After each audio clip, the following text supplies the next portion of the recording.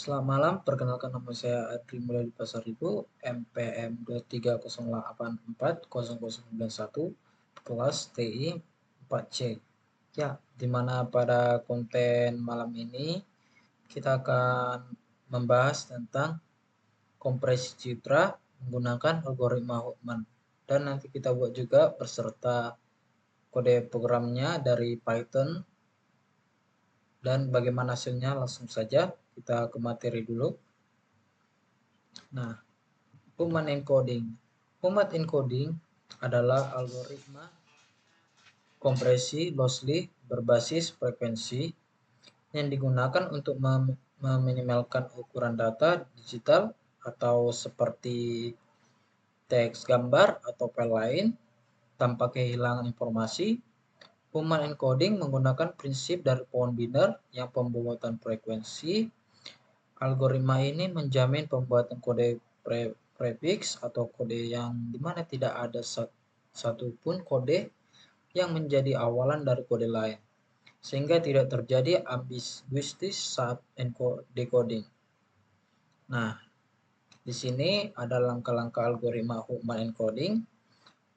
Satu, yaitu hitung frekuensi simbol dari data atau biasanya string atau file. Hitung berapa kali setiap simbol atau karakter atau byte nanti yang muncul. Nah, yang kedua, buat node untuk setiap simbol. Setiap simbol dibuat menjadi node atau simpul pada pohon disertai dengan bobot berupa frekuensinya. Nah, untuk yang ketiga, bangun pohon Huffman. Nah, tempatkan semua node dalam priority wagon atau biasanya yang dibilang min heap yang akan memprioritaskan node dengan frekuensi terendah. Nah, contoh lain, ambil dua node dengan frekuensi terendah dan gabungkan menjadi node baru dengan frekuensi atau jumlah keduanya. Nah, berikut juga tambahkanlah node baru. Nah, ulangi prosesnya itu hingga hanya tersisa satu node saja. Inilah akar pohon Huffman atau root node. Nah, yang keempat, langkahnya juga tentukan kode untuk setiap simbol.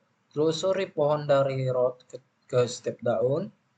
Tambahkan 0 saat ke kiri, tambahkan 1 saat ke kanan. Hasil jalur dari root ke daun adalah kode biner untuk simbol tersebut. Nah, yang kedua, lakukan encoding. Nah, gantilah setiap simbol di data asli dengan kode Huffman-nya.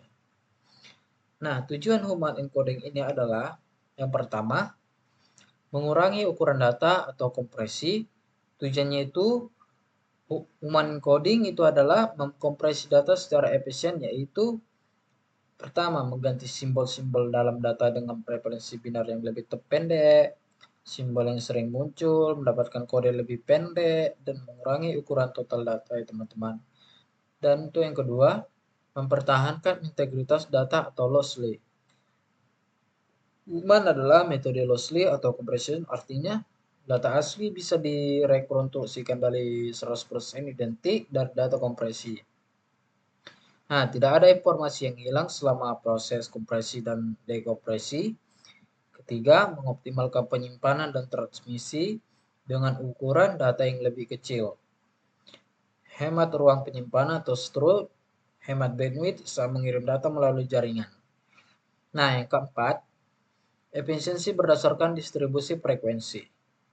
Huffman encoding dirancang untuk menghasilkan kode optimal ketika simbol-simbol dalam data memiliki frekuensi kemunculan yang berbeda-beda.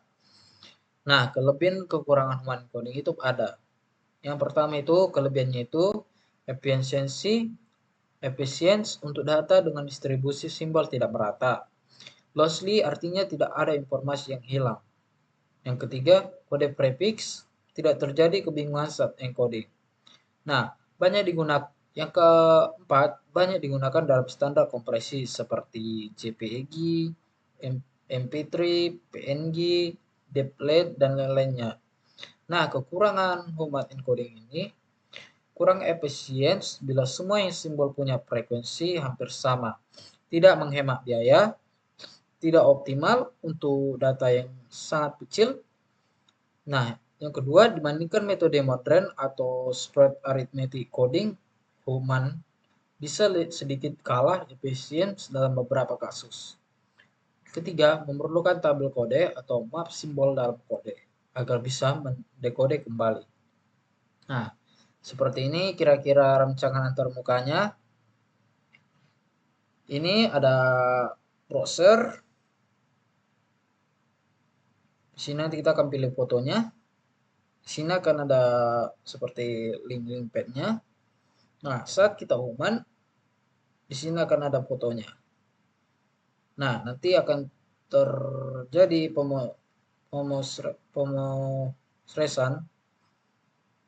dia akan saat kita Human, kita akan ada tunjukkan di sini ada ukuran awalnya pasti akan keluar, ukuran setelah kompresinya KB-nya pasti akan keluar, dan presentasi kompresinya akan keluar.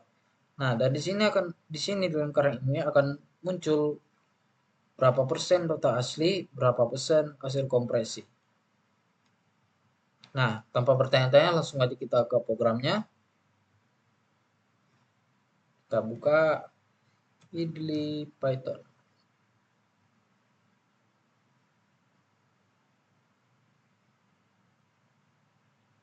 Nah, seperti biasa, new file. Kita ambil, saya sudah membuat programnya, tinggal kita open aja. Saya buatnya di satu folder di 4.15. Nah, ini berikut programnya teman-teman.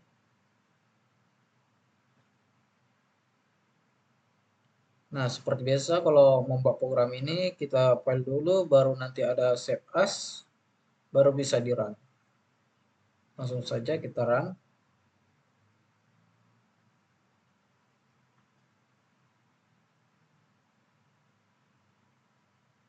Nah, kita pilih browser, kita pilih foto yang mana kita buat. Kita ambil yang foto citra grayscale. Saya sudah mendownloadnya ini. Open. Nah, kita Human saja. Di sini ada kosong kan? Sini mana ukuran filenya kosong, kosong, kosong. Kompresinya juga kita Human. Dia akan muncul. Nah, ukuran file aslinya jadi 1000 byte, ukuran file kompresinya 300 byte, kompresinya 70%. Nah, seperti ini kompresnya, lingkarannya sedikit, kompresnya itu 300 byte, ukuran asli sisanya itu sekitar 70%. Nah, begini saja untuk Human. Saya ucapkan see you next time.